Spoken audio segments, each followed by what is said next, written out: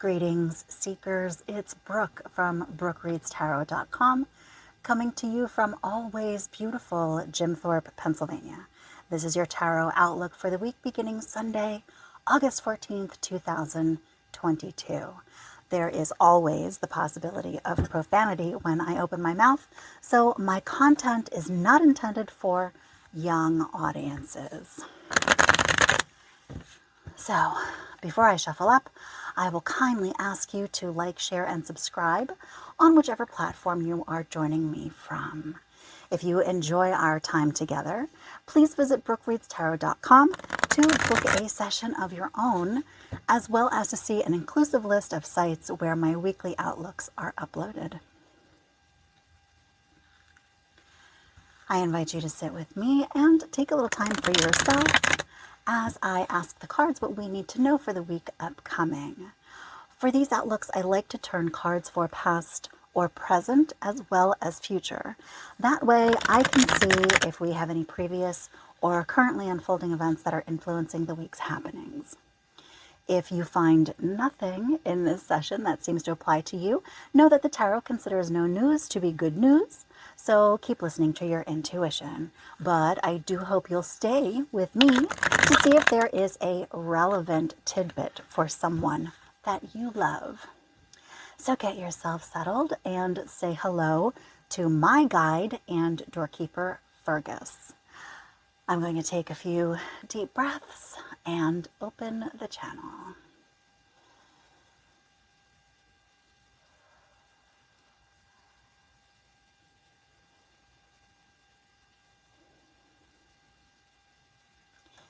Mother Goddess, Father God, guides, guardians, ancestors, please be with me now as I have need of your knowledge of all things, past, present, and future, on behalf of those experiencing this transmission in a timely fashion.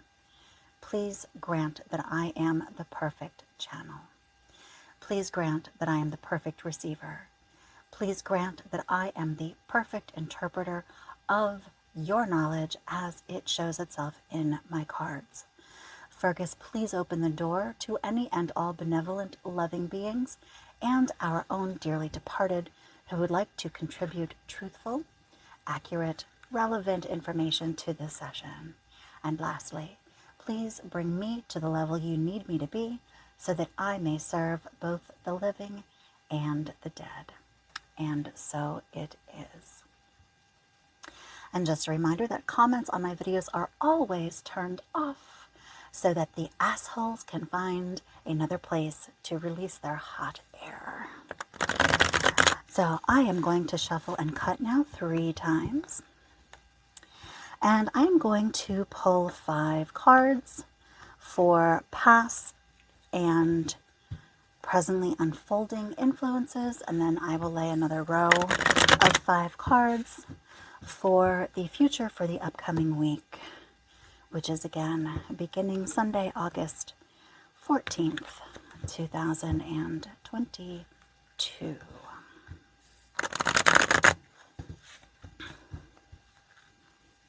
I hope you're doing well, Seeker, and thank you for joining me.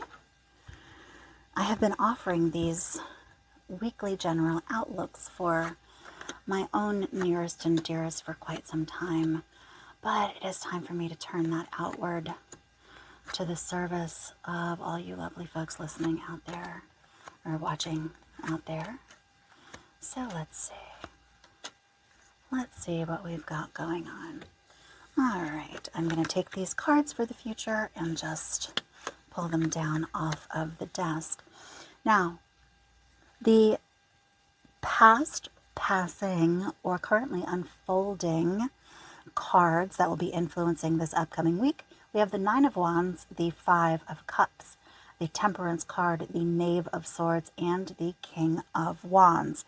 First and foremost, when I have court cards, particularly kings and queens, I like to reach out and ask if perhaps you would recognize one of your own dearly departeds, a mature male, with a springtime birthday. So if you recognize this King of Wands, a mature male with a springtime birthday, as one of your own dearly departed, know that they do often take this opportunity to make themselves known and to chime in to let us know that they are present and that they are always with us. So very good, very good.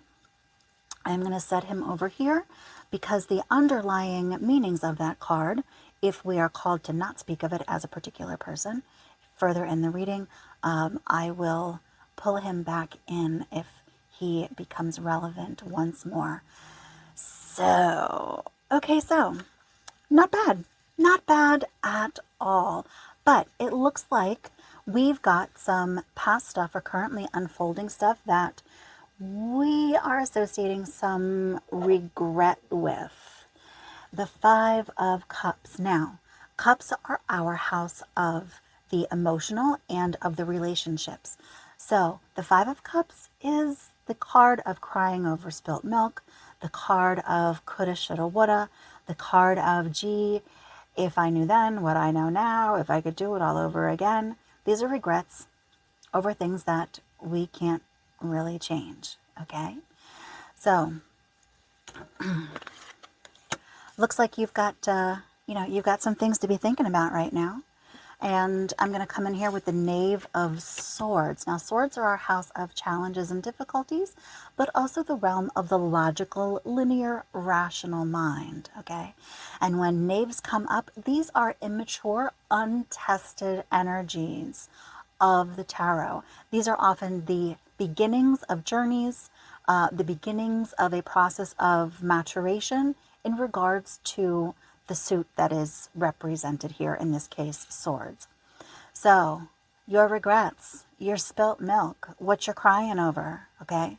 First of all, my Five of Cups shows that only 3 of those cups are spilled. 2 of them are still upright and full. So, all is not lost.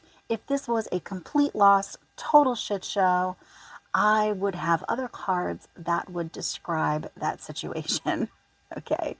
But it isn't. There are lessons here to be learned. There are fences that can be mended.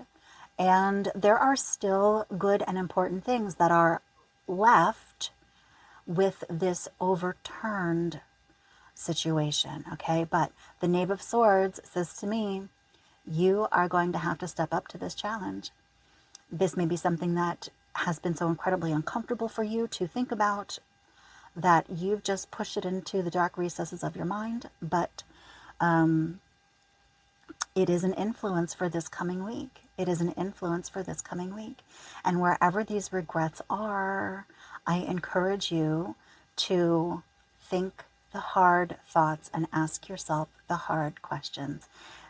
In this life, the only way out is through. The only way out is through, and the Knave of Swords encourages you to face this challenge, to face this difficulty, to change the way that you have decided to think about this situation. All right, so you got a little homework there that is going to influence the upcoming week. All right, this is, that regret, it is something that's already happened. This is not a predictive thing that is coming up. It is something that has already taken place. And when we are talking about something that has already taken place, that has been difficult or uncomfortable, the thing has already happened. It has already happened, but we continue to relive it by the memories and the emotions that we choose to bring into the present surrounding that issue. All right, and in that regard, let's talk about the Nine of Wands. Now, wands are our house of action. They are things that we do and things that require us to actually expend physical energy in order to achieve, get done, get handled, okay? Now, the Nine of Wands reads very similar to my Nine of Swords, which you will see down the road, I am sure. The Nine of Wands tells us that there is a central thing that we know we need to be doing differently. But we neglect to make that change. We neglect to do that thing differently because we look at all of the things that are attached to this thing that we must do differently. And perhaps the relationships that are attached to this thing that we must do differently. And we say, well, if I do this thing differently, even though it really does need to be changed and it doesn't make me happy or serve me the way that it is, if I make this change, then I will have to change all of the other things that are associated with this issue. And that sounds like way more than I can handle, so I'm not going to make the change. My love, that is an absolute trap of the ego to keep you stuck where you are. The things that are associated with that central issue exist as they are because it is predicated on the dis-ease, okay, of this central issue. They are the way that they are. They exist in their state because this thing is a shitty situation, because you need to make this change. So I promise you, when you make this change, when you decide to do this thing differently, all of those associated things will, by default, either improve or go into non-being because they are no longer being fed that negative energy and the consequences of them. Okay, so have the courage to make this change because it is going to influence the things that are coming up for the week. And also influencing, I will come over here to Temperance now. This is a card that has been coming up a great deal in the last 3 years as we continue to deal with the fallout of COVID on our home fronts. There have been so many people that I have read for since COVID came into our field that are just really struggling with whether or not they like their job, whether or not they like their friends, their family, everything. All right. And especially we are struggling to find the work-life balance. COVID, if we got any time off at all, or even just had a change in perspective, it has been the catalyst for us to re-examine, productively or not, whether or not we like where we're at. All right. And Temperance is all about balance. And I will say, most of the time, this is looking for a work-life balance or a mundane balance, because the figure in this card for me has one foot on dry land, which represents the mundane, the job, the physical things, the stuff that makes our physical world go around. And also, they have one foot in the water, which represents the creative and the emotional. So if you have been neglecting your self-care, if you have been out of touch with your spirituality, if you have not been making time for creative pastimes, Temperance is the card that urges you to step back and reevaluate the places where you can shift your energy into a way that better serves your balance. So those are influences, past or currently unfolding. Now we will come in for the future of the week, beginning August 14th, 2022. This looks pretty good. Okay. I'm going to start with the Knight and the Knave. Now, as I do with most court cards, our knaves, our knights, our kings, and our queens, I first like to see, again, if we are talking about one of our own dearly departed. And these two will be younger folks. So if you recognize who these are, you have my deepest condolences that their experience in this plane was so short, but do know that our loved ones never ever leave us. So our Knave of Pentacles can be one of our dearly departed coming in. This would have been a child under the age of 18 that had a autumn birthday. If you recognized a dearly departed child who was close to you that had a autumn birthday, a birthday in the fall. There they are, coming in to say hello. And also, too, let's see if any of you recognize the Knight of Cups as one of your own dearly departed.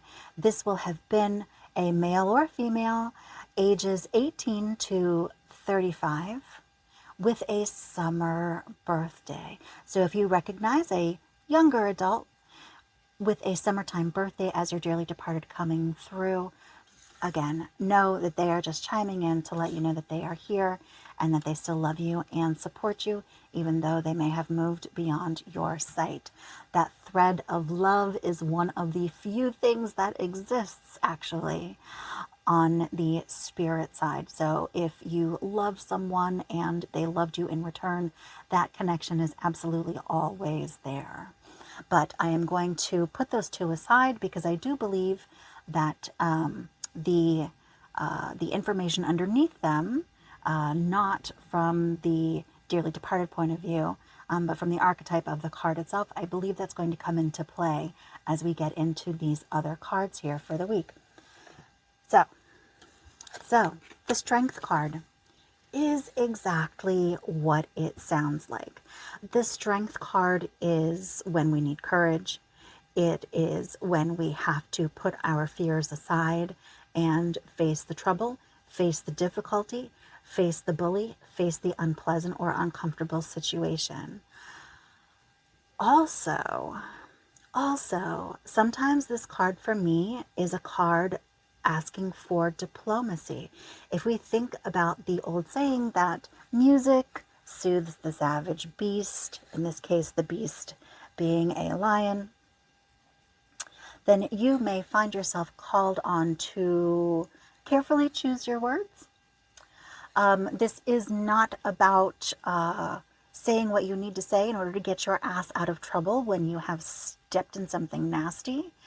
This is about understanding that the language that you choose, the words that you speak, and the way that you present them are a tremendously influential energy.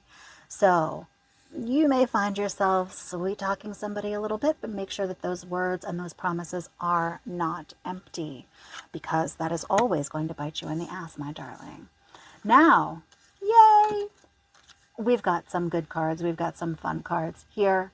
The Sun. The Sun is all about good times with people who love you for the love of you. This is a card of growth and expansion. This is about enjoying someone else's joy and them enjoying your joy. This is just good times and good feelings all around. So embrace that happy energy that's coming through. I know for a lot of us in the last couple of years, it's felt like we've had precious little to celebrate. Shake it off, hun. Shake it off. Good times are coming this week. And I will follow that up with the World. The World is the positive conclusion of all issues. Whatever is hanging out there in the balance for you, whatever seems incomplete, whatever it is that you are working on, the potential here for it to come to a glorious and expansive conclusion is right there. So take heart and enjoy the journey to your success.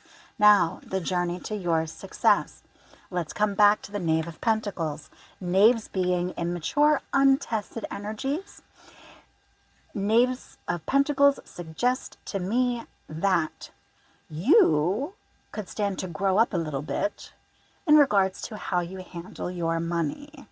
All right, maybe it's time to, I don't know, start saving for retirement or saving for a home, or hire a financial advisor, get some good advice on how to get what you do have working harder and smarter for you. This is also a card that will say to me, you may want to curtail your spending on the stupid shit for a little while.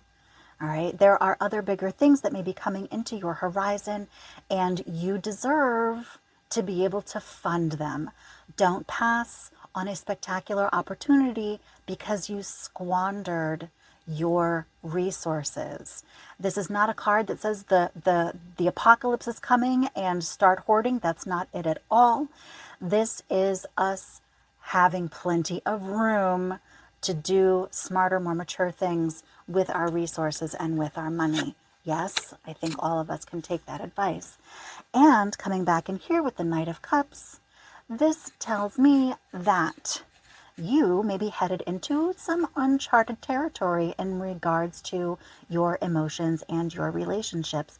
Knights are very much what they sound like in the tarot. These are forward moving, sometimes aggressive, depending on the situation at hand, forward moving energies that must go and complete the challenge.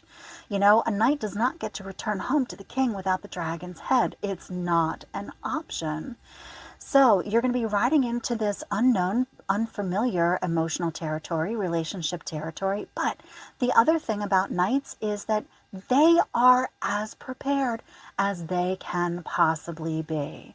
They are trained, they are disciplined, okay? They have experience, and they have the faith that what they don't have or what they don't know, they will be able to procure along the way as they ride. All right.